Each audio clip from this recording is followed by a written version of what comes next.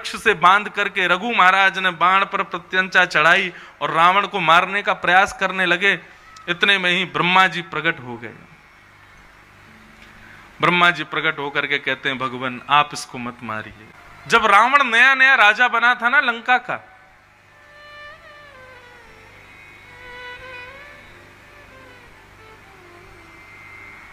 तो रावण ने दिग्विजय की, सारे बड़े बड़े राजाओं को, बड़े बड़े योद्धाओं को हरा दिया।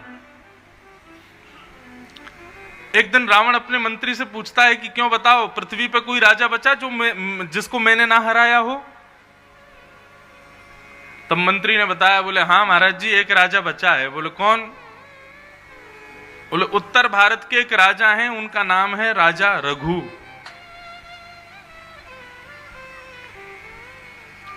रावण बोले तो फिर तैयारी करो, उन पर युद्ध की चढ़ाई करो, उनसे युद्ध करना है मुझको।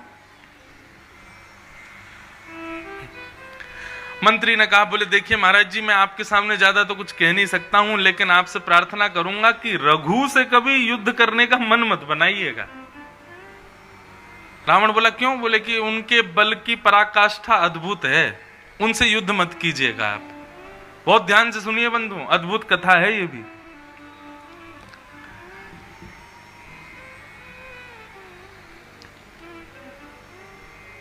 रावण को मना किया कि आप रघु से युद्ध करने का मन मत बनाइएगा। तो रावण बोला, ऐसी क्या बला है रघु जिससे मैं युद्ध नहीं कर सकता? तो मंत्री ने कहा, मैं आपको एक संकेत कर दूं कि आप युद्ध का मन बाद में बनाइएगा, एक बार जाके रघु के बल को देख करके आइए कि वो कैसे बलवान है। रावण बोला ठीक है। और रावण अकेला ही लंका से निकल गया और अयोध्या आया और रघु के चरणों में प्रणाम किया और प्रणाम करके बोले कि महाराज मैं दक्षिण भारत में लंका स्थान है, वहां का राजा हूं, आपसे कुछ दिन योद्धा की विद्या सीखने के लिए आया हूं। बहुत अद्भुत कथा है। तो रघु महाराज मतलब जिस कुल में भगवान राम आए, वो रघु महाराज कभी कभी सरजू जी के किनारे ले जाते और रावण को वहां पर कुछ कुछ विद्याएं सिखाते थे। रावण सीखता था। एक दिन रावण ने निवेदन किया, बोले महाराज मेरी लंका चलो, मैं आपको अपनी लंका दिखा के लाऊं, कितनी सुंदर लंका, सोने की लंका, ऐसी लंका वैसी लंका, आदि आदि अपने बखान करने लगा, लंका ऐसी है। तो रघु महाराज बोले अच्छा। तुरंत रघु जी ने एक तिल्ली उठाई, एक सीख जैसी उठाई और सरजू जी के किनारे रेत में ही एक नक्शा बनाया और नक्शा बनाते बनाते बनाते बनाते पूर्ण करके रावण को बोले जरा देखना। रावण ने जैसे ही देखा बोले कि ये तो मेरी लंका का नक्शा है, आपको कैसे पता? रघु बोले बैठो। और फिर उन्होंने उंगली रख रख के बताया, यहाँ पे तुम सोते हो, यहाँ पे तुम खाते हो, यहाँ तुम्हारी पत्नी रहती है, यहाँ तुम्हारा भाई कुंभकर्ण सोता है, यहाँ पर तुम्हारा भाई विभीषण रहता है, यहाँ पर ये पूरी लंका का डायग्राम और लंका में इस समय क्या हो रहा है सब कुछ रघु महाराज ने रावण को बैठे बैठे दिखा दिया। रावण बोला ये विद्या मुझे सिखाइए। रघु बोले कि अब तुम ज्यादा जिद मत करो, ये सब करने के लिए बहुत बहुत पराक्रम होना चाहिए। रावण बोला नहीं नहीं, आपको मुझे सिखानी पड़ेगी। अब थोड़ी बहुत कुछ बातचीत ऐसी हुई कि रघु का हाथ उसी नक्शे पर एक स्थान पर एक कोने पर रख गया और जैसे ही रखा तो रघु महाराज सिर पकड़ के बैठे, बोले अरे राम में तो बहुत बड़ा अनर्थ हो गया। रावण बोला क्या हुआ? बोले गलती से ये थोड़ा सा तुम्हारे लंका का नक्शा मेरे हाथ से मिट गया है। तो बोले तो इससे क्या हुआ? बोले तुम्हारा इतना हिस्सा समुद्र में बह गया अभी अभी। रावण बोला ये क्या देख रहा हूं मैं, वास्तव में बह गया। बोले जाके देखो। रावण दौड़ करके गया तो उतना हिस्सा सच में समुद्र में बह गया था। रावण ने बड़े बड़े योद्धाओं को बुलाया और बड़े बड़े ऋषियों को बुलाया, बोले रघु को कैसे हराऊं मैं?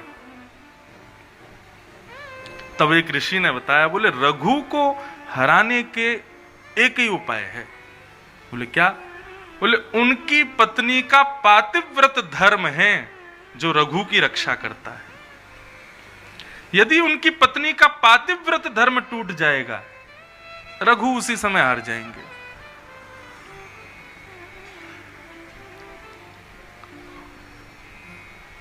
रावण बोला पातिव्रत धर्म कैसे टूटे?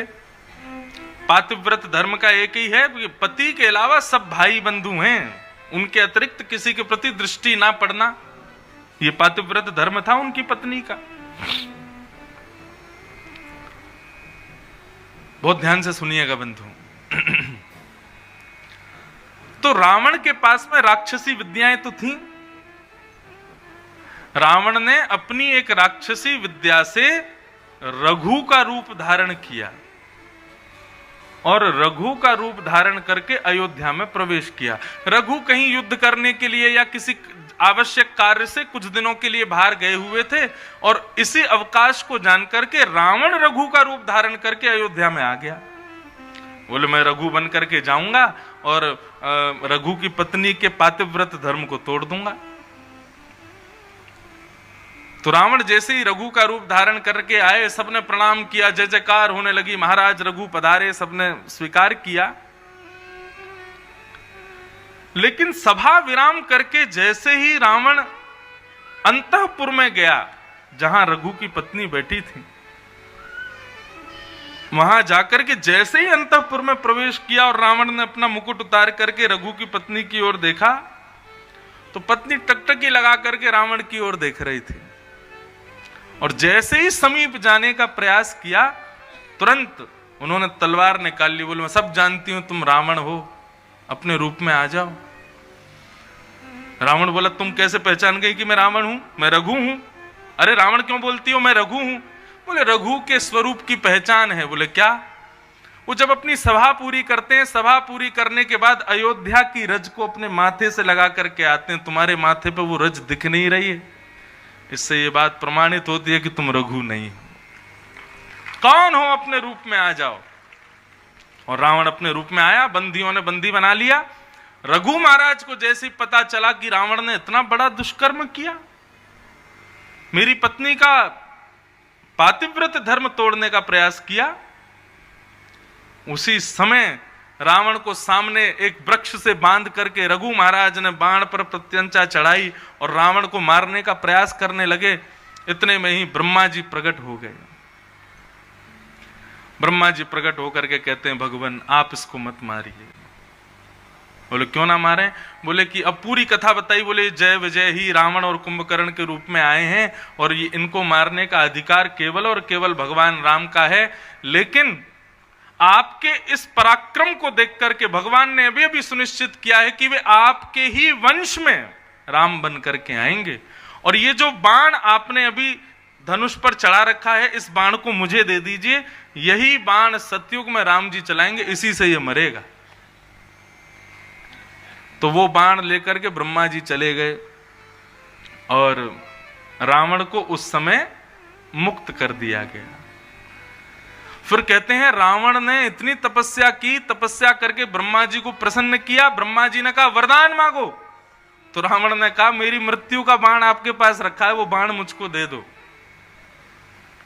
ब्रह्मा जी बोले अब जो मांगेगा सो देना तो पड़ेगा। तो रावण को वो बाण दे दिया और रावण ने वो बाण मंदोदरी को दे दिया। मंदोदरी के कक्ष में एक खंबे में उसको चिनवा दिया और मंदोदरी को कहा कि मेरे प्राण तुम्हारे कक्ष के इस खंबे में विद्यमान हैं, दुनिया की कोई ताकत मुझे नहीं मार सकती, केवल इसमें एक बाण रखा वही मुझे मारेगा। तो इसलिए तुम्हारा पति मैं भले जरूर हूं, लेकिन मेरे प्राण इसमें है, तो तुम रोज इसकी पूजा किया करो। तो मंदोदरी उसी खंबे की पूजा करती थी। जब राम रावण युद्ध हुआ, अनेक बाण मारे राम जी ने, लेकिन जब रावण का वध नहीं हुआ तब विभीषण ने आकर के कहा कि महाराज जी ऐसे नहीं मरेगा। तब पूरी कथा बताई। बोले आप जिस वंश में आए हैं उन्हीं महाराज रघु ने एक बार इसको मारने के लिए बाण चढ़ाया था, उसी बाण को ब्रह्मा जी लेकर के चले गए थे। तपस्या करके भैया ने वही बाण उनसे मांग करके मंदोदरी को दे दिया है। मंदोदरी के कक्ष में वो बाण है, जब तक वो नहीं आएगा तब तक ये नहीं मरेंगे। राम जी बोले कैसे होगा फिर यह काम? हनुमान जी बोले मुझे आज्ञा दीजिए, मैं अभी लेके आता हूं। तो हनुमान जी ने एक छोटे से बौने ब्राह्मण का रूप धारण किया, बटुक ब्राह्मण का, और ब्राह्मण का रूप धारण करके मंदोदरी के यहां पहुंच गए और मंदोदरी के यहां जाकर के रावण का गुणगान गाने लगे। मंदोदरी रो रही थी। हनुमान जी बोले, रो क्यों रही हो? अरे मेरे पति के इतने सर काट दिए, ये राम जो है बाण पे बाण मारे जा रहा है, मेरे पति के प्राण लिए जा रहा है। हनुमान जी बोले, लेकिन उसके प्राण थोड़ी निकलेंगे, तुम तो जानती हो ना वो बाण रखा है तुम्हारे पास में। हनुमान जी पूछना चाह रहे थे, बाण रखा कहां है? अरे तुम तो जानती हो बाण तुम्हारे कक्ष में रखा हुआ है, जब तक वो बाण तुम नहीं मिलेगा तब तक थोड़ी मरेगा वो। अरे हाँ हाँ हाँ विप्र देवता, आपने बढ़िया याद दिलाई, वो बाण तो मेरे पास ही रखा है। तो हनुमान जी बोले, अच्छा वो कहाँ है, वो खंबा दिखाओ जरा, हम भी थोड़ी उसकी पूजा कर जाएं। मंदोदरी बोली, हाँ आइए आइए, यही खंबा है। इतने में हनुमान जी प्रचंड हो गए, एक मुस्टिक मारी, खंबा तोड़ के बाण लेके उड़ के गए, सीधे राम जी को दे दिया। बोले मार दो, और उसी बाण का संधान करके रावण का वध कर दिया। तो ये मैं किस स्थिति में ये कथा सुना रहा था? समाधि। रघु महाराज की समाधि कैसी थी, रघु महाराज की ध्यान कैसा था कि वो बैठते थे अयोध्या में और वहां चाहकर के यदि लंका का नक्शा बना के एक हाथ फेर देते ना तो लंका वहीं डूब जाती। ऐसी समाधि, ऐसी ध्यान रघु महाराज का था।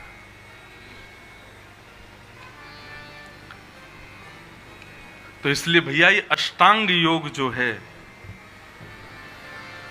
प्रयास करो धीरे धीरे जीवन में आवे। यम, नियम, आसन, प्राणायाम, प्रत्याहार, ध्यान, धारणा, समाधि हमको निर्बल बनाता है हमारा मन, और यदि वही मन हमारे वश में हो जाए तो हमको सबसे प्रबल बना देगा वही मन।